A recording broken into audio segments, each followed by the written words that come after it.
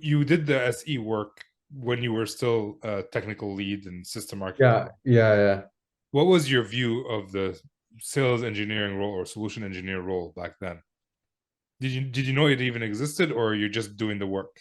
Oh, this is interesting. Oh, this sounds also interesting question because no, actually, when I started to work in IT in the software development, I didn't know much because I didn't learned much. I'm self-taught, so I Okay. just finished like courses and then found a job and learned things on my job. Before that, I was studying physics, so Okay. I'm a scientist by my degree. Yeah. Why do you make it sound so bad? Like I'm a scientist. That's a good thing. Like Yeah, it's but hard. mm, it's something complicated to work with, I would say. You Yeah. you won't find like a job, like a normal job being a scientist. It's only being like a teacher or to work in some laboratories, but it's like Yeah. it's we're very unlikely to find such kind of job. I think my point was I've never met an unintelligent physicist. Right. Oh. It just shows like, hey, I could study physics, I could learn coding. Right. Hmm. Yeah, maybe say same for math. Yeah. Math, anything like in the STEM field, like Yeah, science. yeah, yeah, yeah.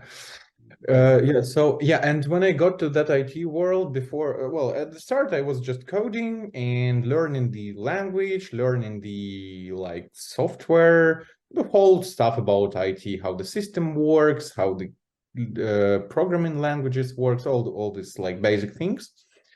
And then when you starting to learn business side of things, you're getting a bit frustrated because of that big amount of different roles. And because I was working in a not big company, even at the end, we didn't have like all the types of roles. And when you encounter or such roles like even system architect, you're thinking like, what is it?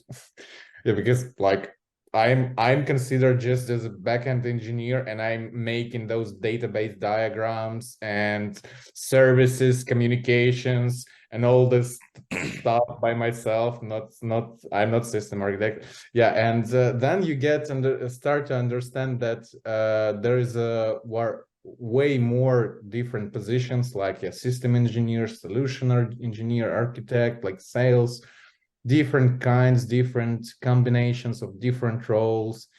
Yeah, and the things getting more interesting, actually, at this point. okay. Yeah. And now that you are like a full-time sales engineer, has your Mm, view of the role changed from back then, or what is the view of the role? hmm, hmm, hmm. Yeah, well, I would say it changed from those times because, like, that time I didn't even thought about having such role as a separate role. Like I thought someone from technical guys just selling the stuff, like project manager or sales guy just takes some say tech man to the call with the client and says like, hey, we can do the best, we can do the great things, and here is a smart guy who can tell you some smart words, and he's just sitting and muttering something about like servers, DevOps and stuff, and client doesn't understand, but get excited and like profit. Yeah, but as I said, when company gets bigger and you want your process being smoother, you better have one person who is able to do like complicated combined stuff. I mean, you just described what every sales engineer goes through still, right?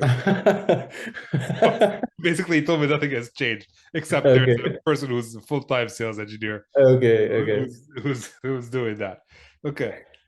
That's funny.